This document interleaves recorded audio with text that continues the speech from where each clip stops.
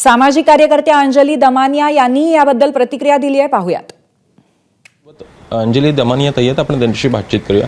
ताई, एकूणच हत्येचा कबुली जबाब कुठेतरी देण्यात आल्याचं दिसतं आहे, कशा प्रकारे बघताय? नाही, कसं आहे की क्रिमिनल लॉमध्ये सगळ्यात महत्त्वाचं असतं कबुली जबाब, आणि तो जर आला असेल तर प्रॉसिक्युशन अतिशय सोपं होतं. तर आत्ताच्या घटनेला जेव्हा हा कबुली जबाब पोलिसांपुढे जर दिला असेल तर तो ग्राह्य धरला जात नाही. पण समजा 164 खाली तो ज्युडिशियल मॅजिस्ट्रेट पुढे दिला असेल तर तो ग्राह्य धरला जातो आणि ताबडतोब प्रॉसिक्युशन करणं हे अतिशय सोपं होतं. त्यामुळे हे जर झालं असेल 164 खाली तर अतिशय योग्य झालं आहे असंच मी म्हणेन. या येत्या काळामध्ये या केसकडे तुम्ही कशा प्रकारे बघताय? फास्ट ट्रॅकमध्ये ही केस आधीच आहे, एकूण निकाल लवकर अपेक्षित असणार? नाही, नक्कीच, कारण हे अगदीच जर सगळं झालं असलं तर हे अगदी सोपं झालं आहे आता, आणि त्यात काही विशेष हर्डल्स येतील असं वाटत नाही.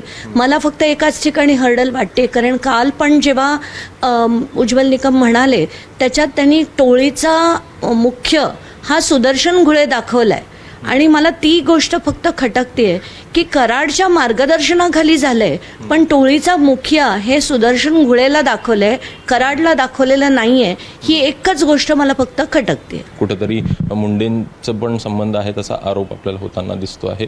याकडे कसं बघता आहे? एकूण काल देखील या संदर्भात विरोधकांकडनं म्हणण्यात आलेलं आहे की कुठेतरी त्यांना देखील सहआरोपी करावं. नाही, सहआरोपी केलंच पाहिजे, कारण कसं आहे की हा सगळा जो घटना, ही पूर्ण जी घटना झाली याच्यात अनेक लोकांनी मागून मदत केली होती. मग त्याच्यात ते बालाजी तांदळे असो, शिवलिंग मोराळे असो, अशी अनेक माणसं, डॉक्टर वायबसे असो, त्यांच्या पत्नी असो, पोलीस इन्स्पेक्टर्स होते राजेश पाटील, प्रशांत महाजन, यांचं कुणाचंच नाव आत्तापर्यंत चार्जशीटमध्ये आलेलं नाही आहे.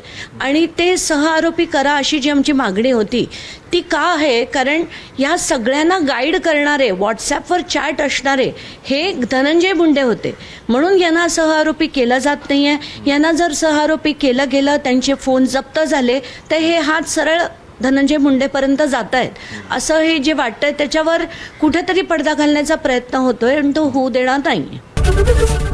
एबीपी माझा, उघडा डोळे बघा नीट.